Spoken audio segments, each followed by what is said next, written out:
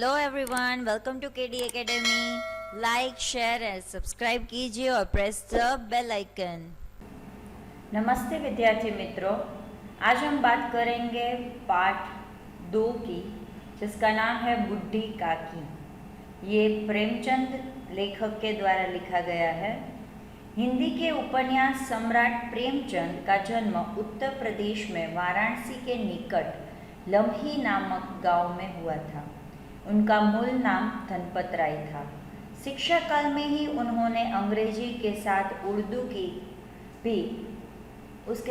की भी पढ़ाई की थी, यानी कि अध्ययन किया था। प्रारंभ में वे कुछ वर्षों तक स्कूल में रहे। बाद में शिक्षा विभाग में सब डिप्टी इंस्पेक्टर रहे। स्वाधीनता आंदोलन में भाग लेने के कारण उन्होंने नौकरी छोड़ दी और वे स्वतंत्र लेखन की ओर मुड़े। वे हिंदी ही नहीं बल्कि समग्र भारतीय साहित्य के महान व्यक्तित्व हैं। यह उपन्यास सम्राट प्रेमचंद, जो उत्तर प्रदेश में वाराणसी के पास एक गांव है लम्ही करके, वहाँ पर वो जन्मे थे। उनका मूल नाम धनपत राय था।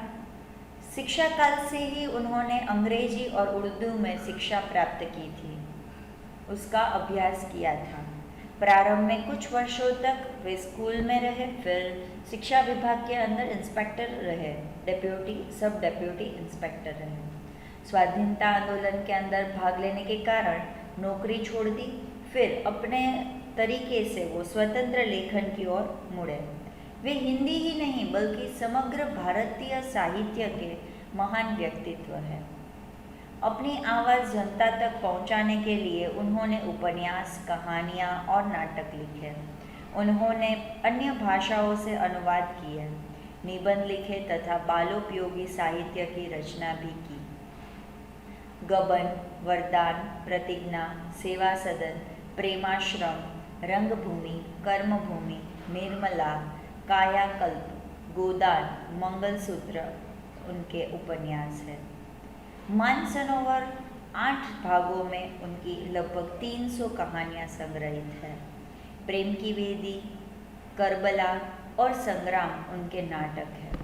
कुछ विचार, कलम और तलवार और त्याग आदि उनके निबंध संकलन हैं।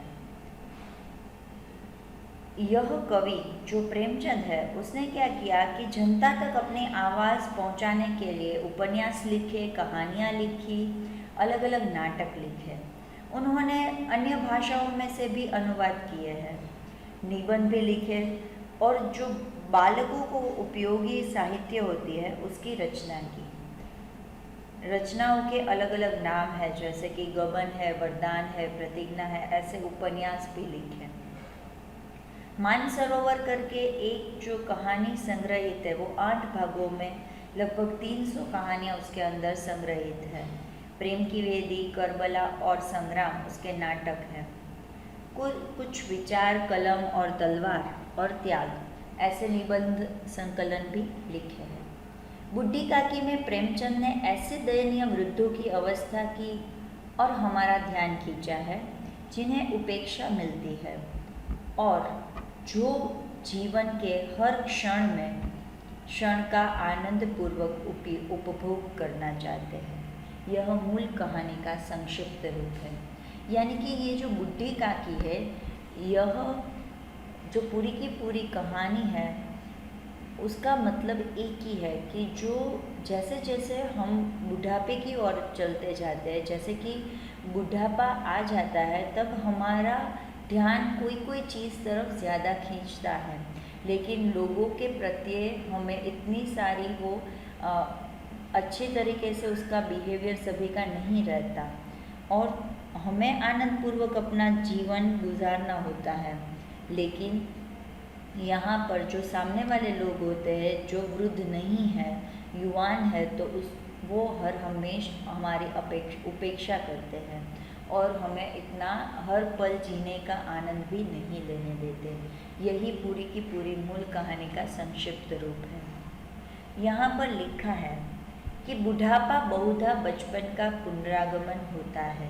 यानी कि जैसे जैसे लोग बूढ़े होते जाते हैं तो उनका बच्चों की तरह अपना जो भी कोई दिमाग चलना होता है, कोई चीज़ को लेने की इच्छा होती है, ये सब बच्चों की तरह हो जाता है। इसीलिए बोला है कि बुढ़ापा बहुधा बचपन का पुनरागमन है। बुढ़ी काकी में भी मैं जीभ के स्वाद के सिवा न और कोई चेष्टा शेष थी और न अपने कष्टों की ओर आकर्षित करने का रोने के अतिरिक्त कोई दूसरा सहारा ही। समस्त इंद्रियां, हाथ और पैर जवाब दे चुके थे। जमीन पर पड़ी रहती और घर वाले कोई बात उनकी इच्छा के प्रतिकूल करते, भोजन का समय टल जाता या उसकी मात्रा कम होती, अथवा भोजन बहुत ही जो कोई चीज़ होती है मात्रा कम होती या अथवा तो बाजार से कोई वस्तु आती और न मिलती तो वे रोने लगती थी। उनका रोना सिसकना साधारण रोना न था, वे गला फाड़ फाड़ कर रोती थी। बुढ़ी काकी को भी वही जीभ का स्वाद, उसके सिवा और कोई भी इच्छा नहीं थी और ना तो कोई ऐसे कष्ट थे कि उसकी और किसी को भी वो आकर्षित कर सके। उसके पास एक रोने के अलावा कोई और चीज़ ही नहीं थी और सहारा ही नहीं था। पूरी की पूरी इंद्रियां, हाथ पैर सब कुछ जवाब दे चुकी थी, यानी कि काफ़ी बूढ़े हो चुके थे बुढ़ी काकी। जमीन पर पूरा दिन पड़ी रहती थी, घर वाले उनकी कोई भी बात अच्छे से सुनते नहीं थे। भोजन का समय होता तो भी उसको भोजन नहीं मिलता, वो समय भी टल जाता, या तो मिलता तो उसको बहुत ही कम अमाउंट में खाना मिलता। बाज़ार से कोई अच्छी चीज़ आती, कोई अच्छी वस्तु आती तो उसको मिलती नहीं, फिर वो रोने लगती। उसका रोना सिसकना इतना साधारण नहीं था, वो गला फाड़ फाड़ कर रोती थी, चिल्लाती थी, सभी को बताती थी कि मुझे ये दर्द है, ये चीज़ चाहिए, ऐसे करके। उनके पति को स्वर्ग सिधारे बहुत वक्त हो चुका था। बेटे तरुण हो होकर चल बसे थे।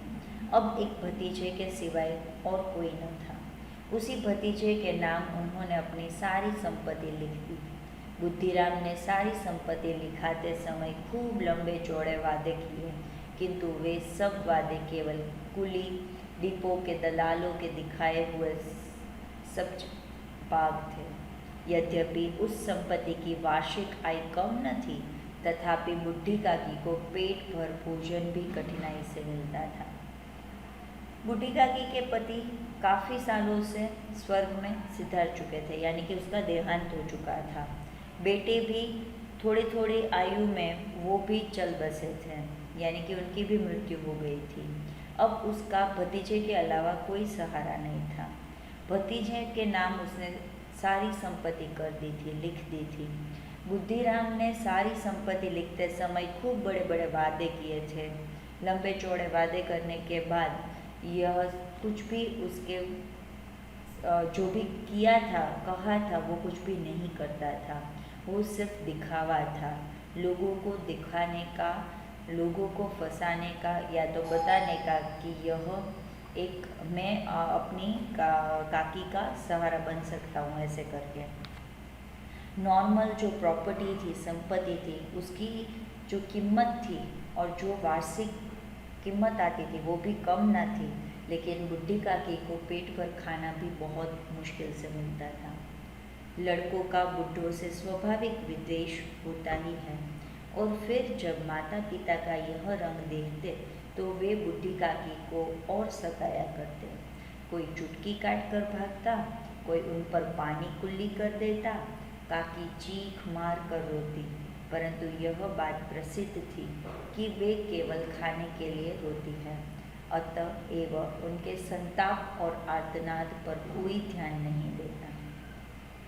ऐसा है कि जब छोटे छोटे लड़के लड़कियां होती है तो बुढ़ों के प्रति उनका थोड़ा विद्वेष होता रहता है, थोड़ा टकरार होता रहता है, और जब वो देखते हैं कि माता पिता भी यही हाल से इसको ट्रीट कर रहे हैं तो फिर वो भी ऐसे ही करने लगेंगे, वो भी सताया करेंगे। कभी कभी चुटकी काट कर भाग जाते हैं, कभी पानी उस पर थूक डालते हैं। काकी चीख मार कर रोती थी, लेकिन यह चीज़ प्रसिद्ध थी कि वो सिर्फ खाने के लिए रोती थी, लेकिन उसका जो दर्द था उसके प्रति कोई ध्यान न देता था।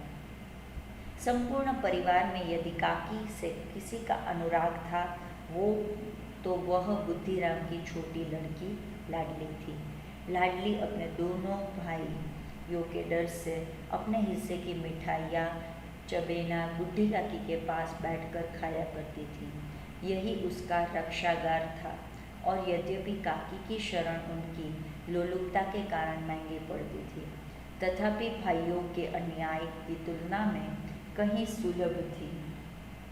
इस स्वार्थानुकूलता ने उन दोनों में सहानुभूति का आरोपण कर दिया था।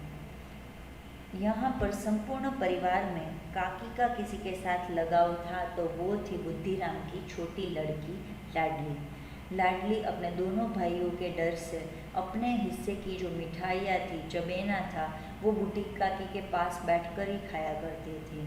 अपने हिस्से की चीज़ बचा कर रखती थी और बूढ़ी काकी के पास जाकर वो खाती थी। यहाँ पर कोई उसका रक्षागार था, यानी कि कोई उसको प्रोटेक्ट करता था तो वो सिर्फ काकी ही थी और उसकी शरण में आकर वो बैठती थी, लेकिन उसकी शरण भी बहुत महंगी पड़ती थी।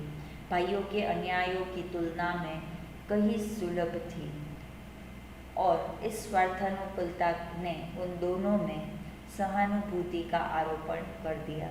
इसीलिए बुढ़ी काकी और लाडली दोनों एक दूसरे के साथ अच्छे से व्यवहार करते थे। रात का समय था। बुद्धिराम के द्वार पर शहनाई बज रही थी और गांव के बच्चों का झुंड विस्मयपूर्ण नेत्रों से गाने का रसास्वाद कर रहा था। रात का समय था। बुद्धिराम के घर के पास यानी कि द्वार के पास पर शहनाई बज रही थी। गांव के बच्चों का झुंड उसमें ही वो रसप्रस हो गए थे कि कितना अच्छा गाना बज रहा है। वो सुन रहे थे और उसका रसास्वाद कर रहे थे।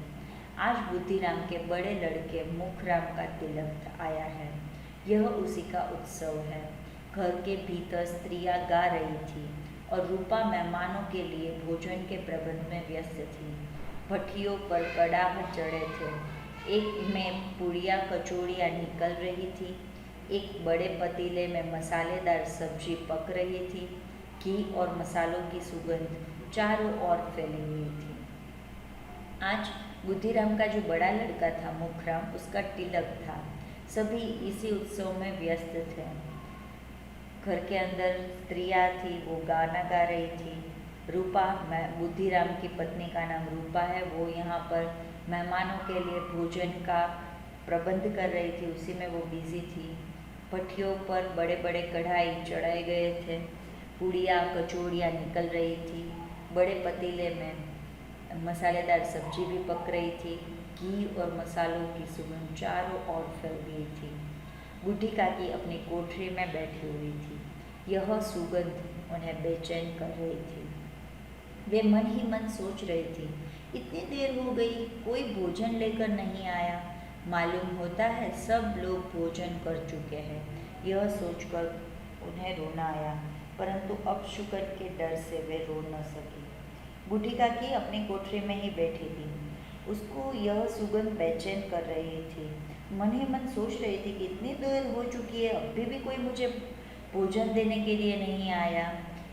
मालूम होता है कि सारे लोग भोजन कर चुके होंगे। उसको रोना भी आ रहा था, लेकिन वो अपशुकन के डर से, यानी कि घर के अंदर अगर कोई अच्छा सा माहौल होता है, प्रसंग होता है, उत्सव होता है, तब रोना नहीं चाहिए, तो वो अपशुकन माना जाता है, तो उसी के डर से वो रो भी ना सकी। बूढ़ी काकी की कल्पना में पूड़ियों की तस्वीर नाचने लगी। खूब लाल लाल, फूली फूली, नरम नरम होगी। कचौड़ियों में अजवाइन और इलायची की महक आ रही होगी। एक पूड़ी मिलती तो जरा हाथ लेकर देखती। क्यों न चलकर कड़ाह के सामने ही बैठूं।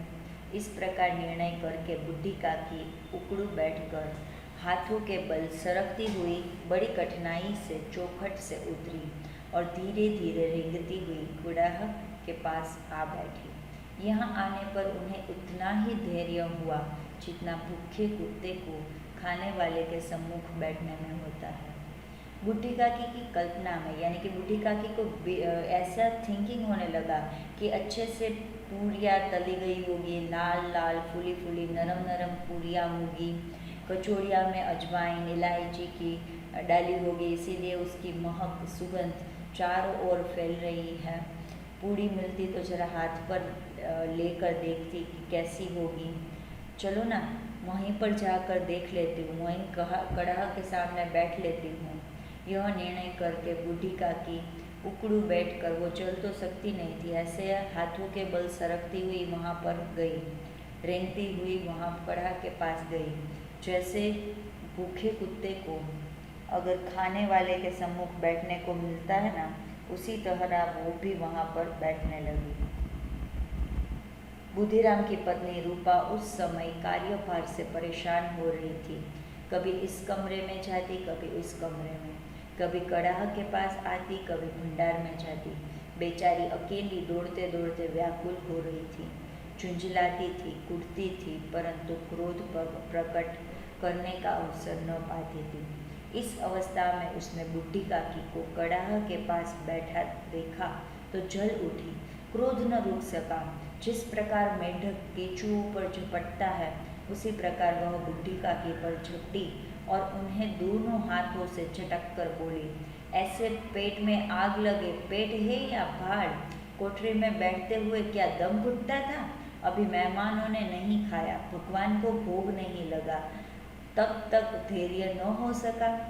बुढ़ीराम की पत्नी तब इतना उसके ऊपर कार्य का प्रेशर था, उसी की वजह से वो परेशान थी। कभी इस कमरे में जाती थी, कभी उस कमरे में जाती थी, कभी कड़ाह के पास आती थी तो कभी भंडार में जाती थी। बेचारी अकेली दौड़ते दौड़ते व्याकुल हो रही थी। वो अपने आप को कुटती थी, क्रोध प्रकट करने का अवसर न पाती थी।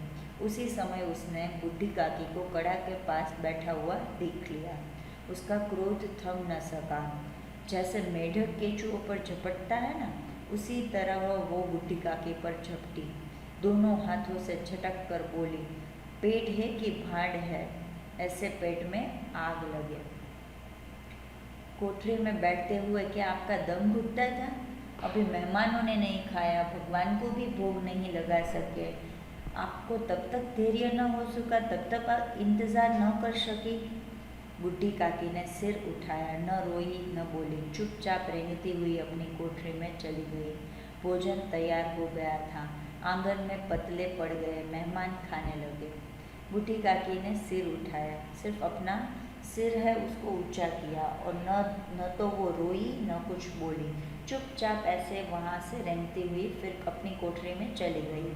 भोजन तैयार हो गया था, आंगन में पतले भी पड़ चुके थे, मेहमान भी खाने लगे थे। बुढ़ी काकी अपनी कोठरी में जाकर पश्चाताप कर रही थी कि मैं कहाँ चली गई। उन्हें रूपा पर क्रोध नहीं था, अपनी जल्दबाजी पर दुख था। सच ही तो है, जब मेहमान लोग भोजन न कर लेंगे, घर वाले कैसे खाएंगे? मुझसे इतनी देर भी न रहा गया, अब जब तक कोई बुलाने न आएगा न जाऊंगी। बुढ़ी काकी तो अपनी कोठरी में पड़ी पड़ी ऐसे ही अपने को वो झुंझलाती रही, पश्चाताप करती रही कि मैं भी कैसी हूँ। रूपा पर भी उसको क्रोध नहीं आया, इतनी कहाँ जल्दबाजी करनी थी। सच्ची तो है, मेहमान ने भोजन नहीं किया तो घर वाले कैसे खाएंगे? मुझसे इतनी देर भी रहा नहीं गया, अब तो जब तक कोई बुलाने नहीं आएगा तब तक मैं यहाँ से नहीं जाऊँगी। मन ही मन इसी प्रकार का विचार कर वह बुलावे का इंतज़ार करने लगी। वह मन को बहलाने के लिए लेट गई, धीरे धीरे एक गीत गुनगुनाने लगी। उन्हें मालूम हुआ कि मुझे गीत गाते देर हो गई है। क्या इतनी देर तक लोग भोजन कर रहे होंगे? किसी की आवाज़ नहीं सुनाई देती, अवश्य ही लोग खा पी कर चले गए। मुझे कोई बुलाने नहीं आया। रूपा चिढ़ गई है, क्या जाने न बुलाए। बूढ़ी काकी चलने के लिए तैयार हुई। यह विश्वास के है कि 1 मिनट में पूड़ियाँ और मसालेदार सब्जियाँ सामने आएगी। उनकी स्वादेंद्रियाँ गुदगुदाने लगी। उन्होंने मन में तरह तरह के मसूंबे बांधे। पहले सब्जियाँ से पूड़ियाँ खाऊंगी, फिर दही और शक्कर से कचौड़ियाँ रायते के साथ मज़ेदार मालूम होगी। चाहे कोई बुरा माने या चाहे भला, मैं तो मांग मांग कर खाऊंगी। यही न लोग कहेंगे कि इन्हें विचार नहीं, कहा करे। इतने दिन के बाद पूड़ियाँ मिल रही है तो मुंह झूठा करके थोड़ी ही उठ जाऊंगी। मन ही मन उसे विचार आने लगा। वो सोचने लगी कि अब तो बुलावे का ही इंतज़ार करूंगी। फिर मन बहलाने के लिए वो लेट गई। फिर धीरे धीरे गीत गुनगुनाने लगी। फिर मालूम हुआ कि गीत गाते तो देर हो चुकी है। इतनी देर तक तो भोजन सभी लोगों ने कर लिया होगा। किसी की भी आवाज़ सुनाई नहीं पड़ रही। अवश्य लोग खा पी कर चले गए होंगे। मुझे कोई बुलाने नहीं आएगा आज। रूपा भी मेरे से चिढ़ गई है। न जाने आज मुझे बुलाने भी ना आए। बुढ़ी काकी अपने आप से ही चलने के लिए तैयार हो गई। उसको विश्वास है कि 1 मिनट में मैं तो पूड़ियाँ, मसालेदार सब्जी सब खाऊंगी। और अब तो उसकी स्वादेंद्रियाँ जो स्वाद के लिए जो हमारी टंग होती है वो रसा स्वाद के लिए गुनगुनाने लगी कि आज तो कुछ अच्छा खाने को मिलेगा। उन्होंने मन में तरह तरह के मसूबे बांधे। पहला सब्जियों से पूड़ियाँ खाऊंगी, फिर दही और शक्कर से कचौड़ियाँ रायते के साथ खाऊंगी। कितना मज़ेदार मालूम होता है। चाहे कोई बुरा माने या तो भला माने, मैं तो मांग मांग कर खाऊंगी। लोग को जो भी सोचना है वो सोचे, कहाँ करे।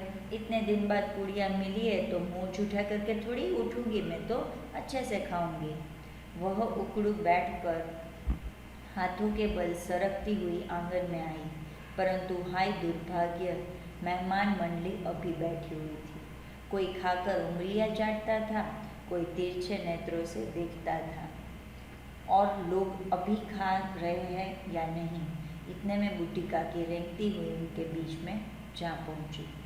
वह उकड़ू बैठकर ऐसे पैरों के खड़ी तो हो नहीं सकती थी, ऐसे पैर दबाकर वो बैठकर हाथों के बल ही सरकती हुई आंगन में चली गई। फिर वो वहाँ पर पहुंचकर बोलती है, हाय रे दुर्भाग्य, अभी तक मेहमान मंडली ने बैठी हुई है। कोई खाकर उंगलियां चाट रहा है, कोई एक दूसरे के सामने तिरछी नजर से देख रहा है। कोई खा रहे हैं, कोई बैठे हैं। बुढ़ी काकी रेंगती हुई उन लोगों के बीच में जा पहुंची। पंडित बुद्धिराम काकी को देखते ही क्रोध से तिल मिला गए।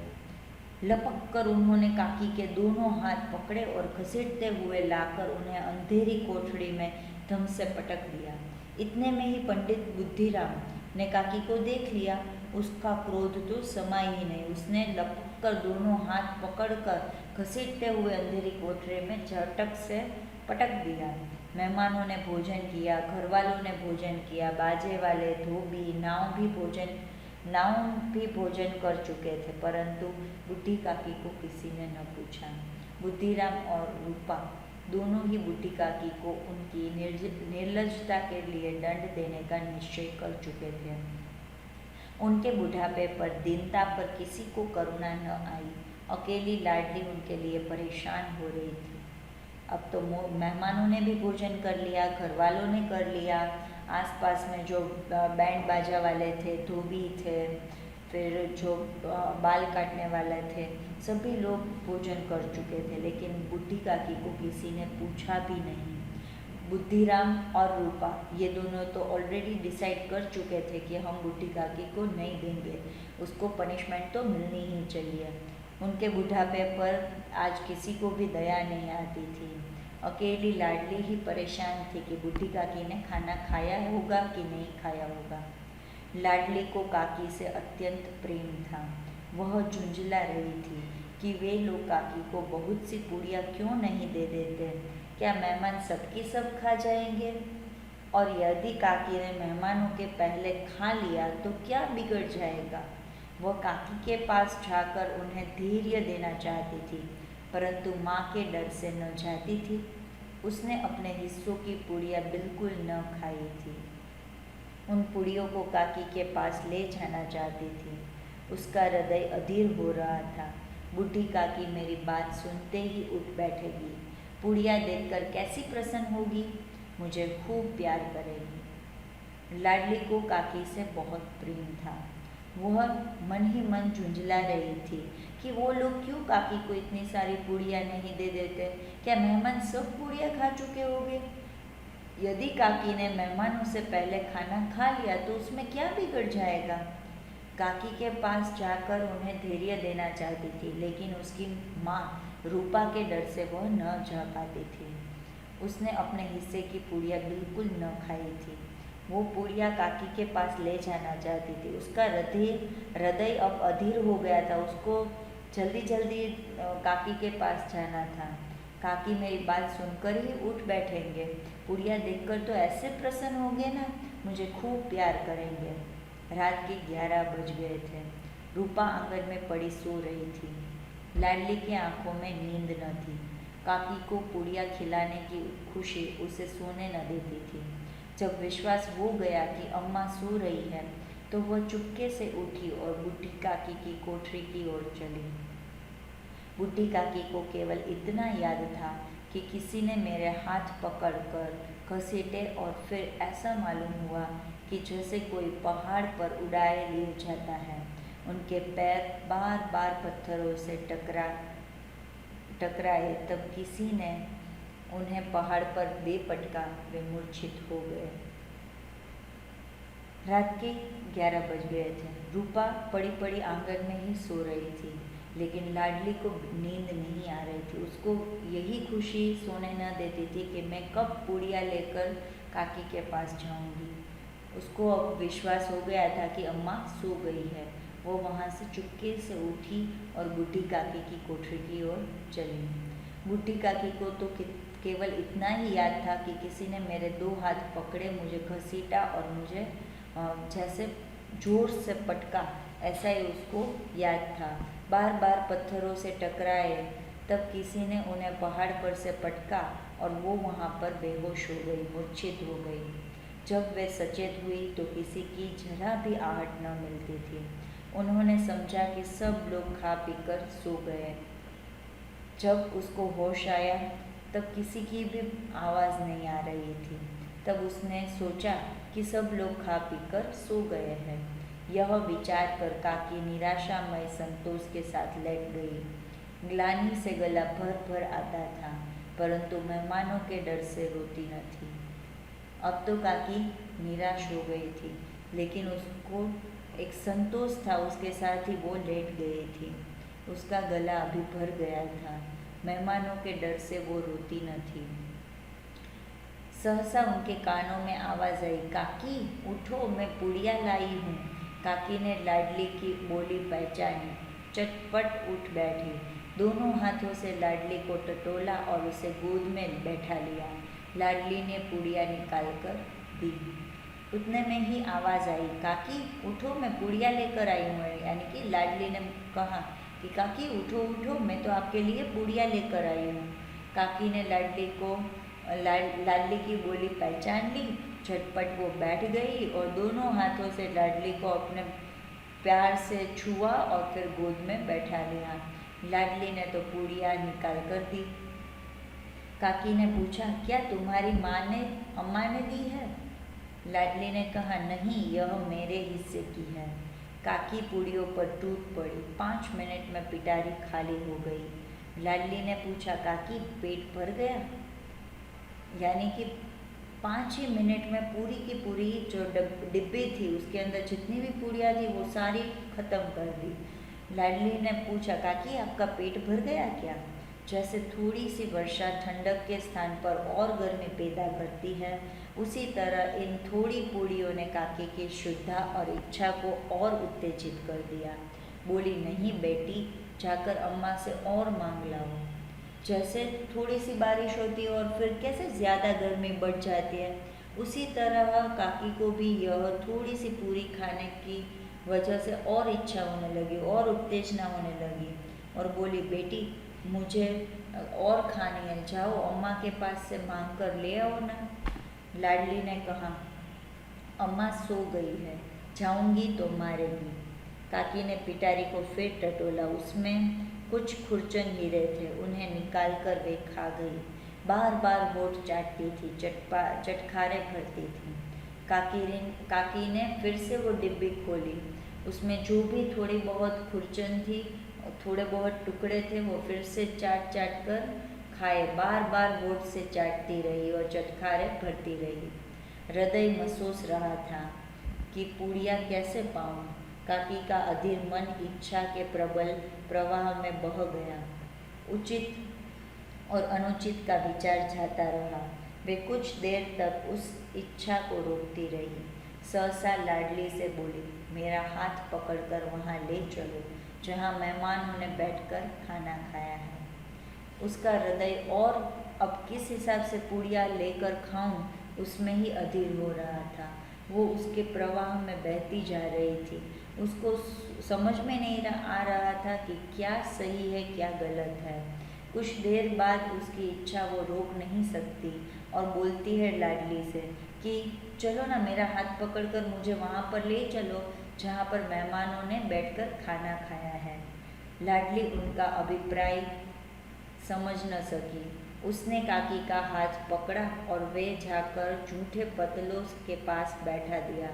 काकी पतलों से पूड़ियों के टुकड़े चुन चुन कर खाने लगी। ओह, दही कितना स्वादिष्ट था, कचौड़ियाँ कितनी सलोनी, खस्ता कितना सुकोमल। काकी बुद्धिहीन होते हुए भी इतना जानती थी कि मैं वह काम कर रही हूँ जो मुझे कदापि न करना चाहिए। मैं दूसरों की झूठी पतल चाट रही हूँ। परंतु बुढ़ापा तृष्णा रोग का अंतिम समय है, जब संपूर्ण इच्छाएं एक ही केंद्र पर आ लगती है। बुढ़ी काकी में यह केंद्र उनकी स्वादेंद्रिया ही थी। लाडली को तो पता न चला कि बुढ़ी काकी ये क्या कर रही है। उसने तो काकी का हाथ पकड़ा और जूठे पतीले थे वहाँ पर बैठा दिया। काकी पतलों से पूड़ियों के टुकड़े चुन चुन कर खाने लगी थी और बोल रही थी कि दही कितना स्वादिष्ट था, कचौड़ियाँ कितनी अच्छी थी, खस्ता कितना कोमल कोमल था। काकी बुद्धिहीन होते हुए भी वह काम कर रही थी। उसको पता भी था कि यह काम कभी भी नहीं करना चाहिए। दूसरों की झूठी थाली है वो नहीं चाटनी चाहिए। लेकिन बुढ़ापा तृष्णा रोग का अंतिम समय है, यानी कि बुढ़ापा जब बढ़ जाता है तब वही होता है कि मुझे ये इच्छा है, मुझे वो इच्छा है, वही सिर्फ केंद्र स्थान पर रहती है। और बुढ़ी काकी की यह केंद्र सिर्फ स्वादेंद्रिया ही थी। ठीक उसी समय रूपा की आंखें खुली। उसे मालूम हुआ कि लाडली मेरे पास नहीं है। चौकी चारपाई के इधर उधर देखने लगी कि कहीं नीचे तो नहीं गिर पड़ी। उसे वहाँ न पाकर वह उठी तो क्या देखती है कि लाडली जूठे पतलों के पास चुपचाप खड़ी है और बुढ़ी काकी पतलों पर से पूड़ियों के टुकड़े उठा उठा कर खा रही है। ठीक उसी समय रूपा की आंख खुलती है और उसे मालूम पड़ता है कि अब तो लाडली मेरे पास नहीं है। चौकी चारपाई इधर उधर सभी जगह पर देखती है, नीचे तो नहीं गिर पड़ी है ना। उसे वहाँ न पाकर वो उठती है और देखती है कि लाडली वो जूठे पतले हैं उसके पास चुपचाप खड़ी है। और यह दृश्य देखने लायक था कि बुढ़ी काकी पतलों पर से पूड़ियों के टुकड़े उठा उठा कर खा रही थी। रूपा का हृदय सन्न हो गया। यह वह दृश्य था जिसे देखकर देखने वाले का हृदय कांप उठता था। ऐसा प्रतीत होता मानो जमीन रुक गई, आसमान चक्कर खा रहा है, संसार पर कोई विपत्ति आने वाली है। रूपा का क्रोध न आया। शोक के सम्मुख क्रोध कहाँ, करुणा और भय से उसकी आंखें भर आई। इस अधर्म के पाप का भागी कौन है? उसने सच्चे हृदय से गगन मंडल की ओर हाथ उठाकर कहा, परमात्मा मेरे बच्चों पर दया करो, इस अधर्म का दंड मुझे मत दो, नहीं तो मेरा सत्यानाश हो जाएगा। रूपा का हृदय बिल्कुल बंद हो गया था, सन्न हो गया था। थोड़ी देर के लिए वो वहीं पे खड़ी रह गई थी। यह दृश्य कोई भी देखता तो उसका हृदय कांप उठता। ऐसा प्रतीत होता था जैसे जमीन थोड़ी देर के लिए रुक गई है और आसमान चक्कर लगाने लगा है। संसार पर कोई विपत्ति आने वाली है, कोई मुश्किल आने वाली है, ऐसा लग रहा था। रूपा को क्रोध न आया। रूपा बिल्कुल गुस्सा न करे, लेकिन उसका ऐसा शोक लगा कि उसको ऐसी लगी कि मैं ये क्या कर रही हूँ। हे प्रभु, ये अधर्म, ये पाप का भागी कौन है? सच्चे हृदय से वो उसने भगवान को प्रार्थना की कि हे प्रभु, हे परमात्मा, मेरे बच्चों पर दया करना, यह अधर्म का दंड मुझे मत देना, वरना तो यहाँ पूरा सत्यानाश हो जाएगा। रूपा की ओर स्वार्थपरता और अन्याय इस प्रकार प्रत्यक्ष रूप में कभी न दिख पड़े थे। वह सोचने लगी कि हाय, कितनी निर्दयी हूँ, जिसकी संपत्ति से मुझे 200 रुपया वार्षिक आय हो रही है, उसकी यह दुर्गति, और मेरे कारण हे दयामय भगवान, मुझसे बड़ी भारी गलती हुई है, मुझे क्षमा करो। रूपा को पता था कि मैं किस हिसाब से ऐसी स्वार्थी बन गई थी, मैंने कितना अन्याय किया था, वो उसको भी दिख रहा था। वो सोचने लगी कि मैं कितनी निर्दयी हूँ कि जिसकी संपत्ति से मुझे साल में 200 रुपये की ज़्यादा इनकम होती है, उसकी यह दुर्गति मैंने की है। मेरे कारण हे दयामय भगवान प्रभु, मेरे से बड़ी गलती हो गई है, मुझे माफ़ करो, मुझे क्षमा करो। रूपा ने दिया जलाया, अपने भंडार का द्वार खोला और एक थाली में सारा भोजन सजा कर लिए हुए बुढ़ी काकी की ओर चली। उसने कंठावृद्ध स्वर में कहा, काकी उठो, भोजन कर लो, मुझसे आज बड़ी भूल हुई है, उसका बुरा न मानना, परमात्मा से प्रार्थना कर दो कि वे मेरा अपराध क्षमा कर दे। रूपा ने दिया जलाया, भंडार के द्वार खोले और उसमें से एक थाली निकालकर सारा भोजन उसमें सजाकर बूढ़ी काकी को दिया, उसके पास लेकर चली और अंदर से टूटे हुए स्वर में उसने बोला, काकी उठो, भोजन कर लो, आज मुझसे बड़ी भूल हो गई है, उसे उसका बुरा मत मानना, परमात्मा को भी आपको प्रार्थना करनी होगी कि हे प्रभु, मुझे माफ़ कर दो, मुझे क्षमा कर दो। भोले भोले बच्चों की भांति जो मिठाइयाँ पाकर मार और तिरस्कार सब भूल जाता है, बूढ़ी काकी सब भुला कर बैठी हुई खाना खा रही थी। उनके एक एक रोए से सच्ची सदिच्छाएं निकल रही थी और रूपा बैठी बैठी इस स्वर्गीय दृश्य का आनंद लेने में निमग्न थी। भूले भूले बच्चों को किस हिसाब से वो चीज़, वो मिठाइयाँ पाकर वो सब कुछ भूल कर, जैसे बच्चे सब भूल जाते हैं, उसी तरह बूढ़ी काकी भी सब कुछ भुला बैठी थी। वो खाना खा रही थी, एक एक रोए से सच्ची सदिच्छाएं निकल रही थी। रूपा बैठी बैठी ये स्वर्गीय आनंद ले रही थी और उसी में वो लीन हो गई थी। Thank you so much.